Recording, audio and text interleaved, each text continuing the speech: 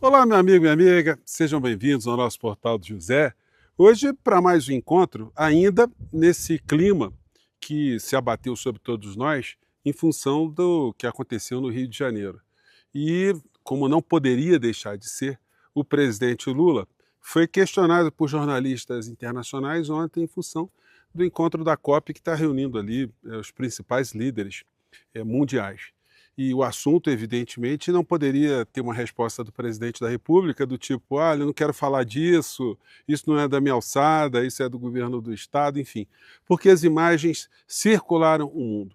E nós estamos agora a menos de um ano do primeiro turno das eleições de 2026.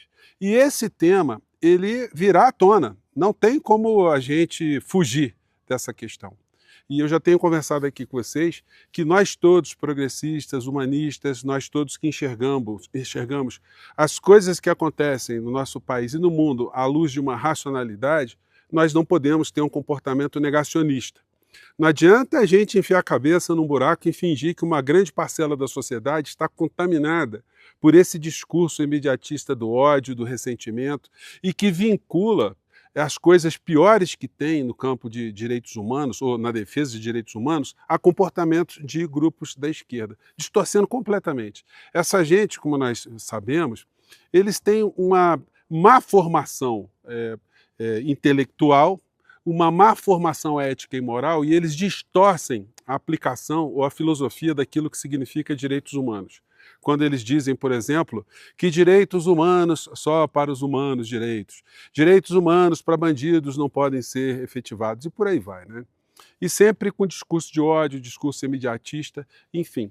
Mas esse momento está possibilitando também que o presidente da República e as pessoas que estão no seu entorno comecem a se assenhorar do discurso da segurança pública ou de discussões relacionadas à segurança pública. Eu vou conversar com vocês sobre algumas linhas nesse nosso encontro de agora, mas antes de mais nada é sempre muito importante convidar você, antes que eu me esqueça, para que você se inscreva aqui no nosso portal, dê o clique aí no cantinho do seu monitor, do seu celular, que acione sempre o sininho, porque é muito importante, às vezes a gente não faz isso, né? Tem um sininho ali, é legal a gente acionar para você receber as notificações de quando o nosso portal do José entra no ar. Compartilhe os nossos vídeos e nunca deixe de dar o seu joinha, o seu comentário, se puder prestigie também o nosso clube de membros. Você que é muito bem-vindo e muito bem-vindo. Pois bem, gente, não poderia ser diferente em aquilo que a direita faz com as declarações do presidente da República. Sempre eles vão tentar arrastar esse discurso para o pior lado, o lado do pântano, colocando sempre a esquerda e o presidente da República como um símbolo, caracterizado como um símbolo do campo progressista, campo da esquerda, como defensor de bandido, defensor de terrorista e por aí vai.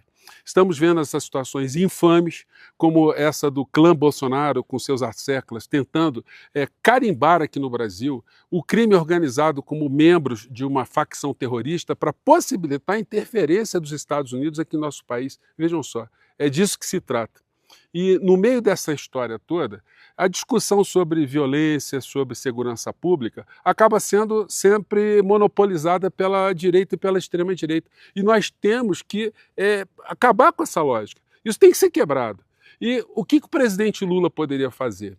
Bom, além de ações concretas, como eu tenho dito aqui para vocês, como, por exemplo, levantar a questão de reforma do Código Penal para endurecimento de pena de crimes que, de fato, atormentam a sociedade, de criar mais vagas no sistema prisional, de fazer uma política penitenciária que seja conhecida de todas as pessoas e de também fazer investimentos pesados e mostrar que esses investimentos pesados em área de saúde pública, em educação, em cultura, esporte, lazer, enfim, todas essas áreas acabam possibilitando também que a violência diminua, que os abismos sociais eles diminuam. E quando a gente tem a erradicação de abismos sociais, a polícia acaba ficando apenas com um papel secundário de garantir a ordem e a paz. É assim que acontece em todas as nações que erradicaram esses problemas.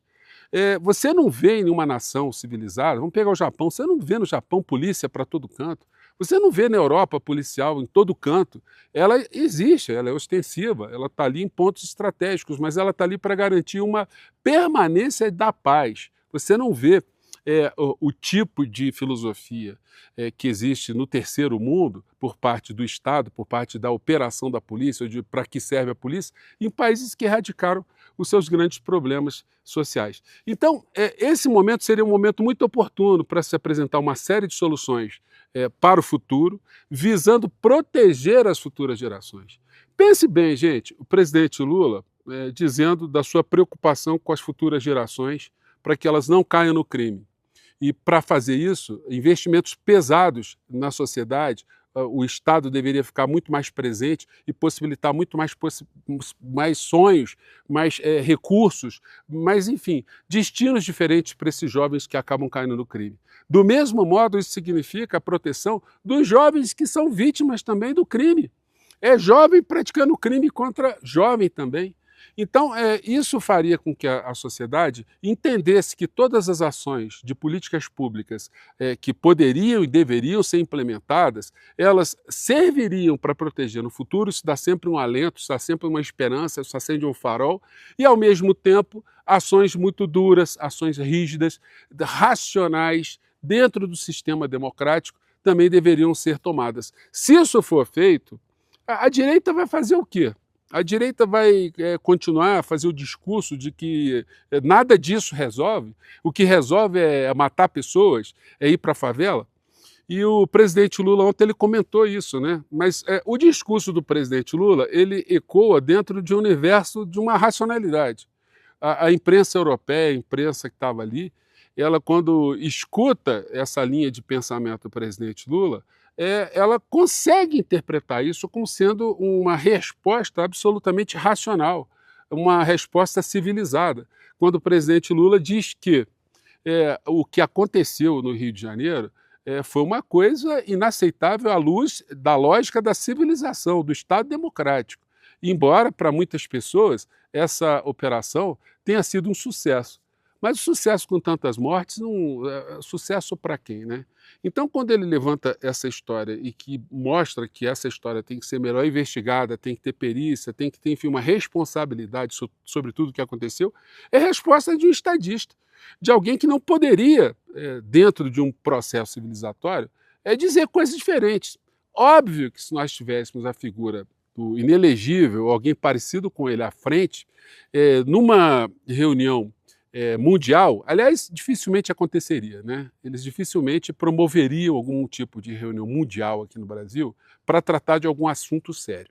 Mas em acontecendo, numa reunião ter sido programada muitos anos antes para reunir chefes de Estado, enfim, para tratar de temas importantes dentro de uma racionalidade, nós por um acaso tivéssemos aqui um irracional, um irresponsável, um genocida, que tipo de resposta que um genocida desse diria na frente de todos os chefes de Estado, toda a mídia internacional? Que é isso mesmo, que o bandido tem que morrer, que foi pouco, enfim, que o presídio tem que ficar cheio mesmo, que a papuda vos espera, coisas que nós vimos saindo da boca dessa aberração que agora vai para a cadeia. Eles tiveram um revés ontem muito interessante também, que foi a criação da CPI, do crime organizado, que eles perderam a direção da condução dessa CPI. Então, se eles estavam querendo fazer um grande circo, eles vão tentar fazer circo dessa história, com a condução vindo para as mãos do campo da racionalidade, é possível que essa gente tenha surpresas muito desagradáveis, né? Porque isso já aconteceu em algumas CPIs. Eles promovem, eles querem fazer espetáculo, mas de repente as informações começam a brotar. E as informações brotando acabam fazendo que essa gente fique muito desmoralizada. Então, gente, está na hora da gente, todos nós aqui nas redes sociais, a gente ter mais interlocução com o governo. Ainda está muito difícil as redes sociais aqui, nós que somos pessoas que estamos no debate cotidiano aqui, nós temos uma interlocução com o governo. Isso é uma coisa muito ruim, muito prejudicial para o governo, porque a gente poderia estar dando muitas sugestões aqui, como essa que eu estou falando para vocês, que não é para se ter timidez e não é para achar que esse discurso da segurança pública é um discurso que deva ser monopolizado pela extrema-direita e a gente tem que ficar quieto com isso, porque tem gente que quer isso. Não. Temos que partir para o enfrentamento da busca do espaço político para discutir esse assunto. E a principal pessoa, o principal personagem, o principal líder que pode trazer esse discurso à luz de uma racionalidade, trazer a sociedade, trazer os veículos de comunicação, enfim, trazer luzes para essa história, é o presidente da República. Ontem ele deu, portanto, uma declaração ainda um tanto ou quanto muito tímida, mas esse assunto logo, logo ele voltará à tona e nós não podemos deixar essa gente insana continuar a falar as besteiras que falam, porque isso tem consequência concreta na vida de pessoas. Isso acaba terminando sempre em derramamento de sangue, né? Gente, eu fico por aqui.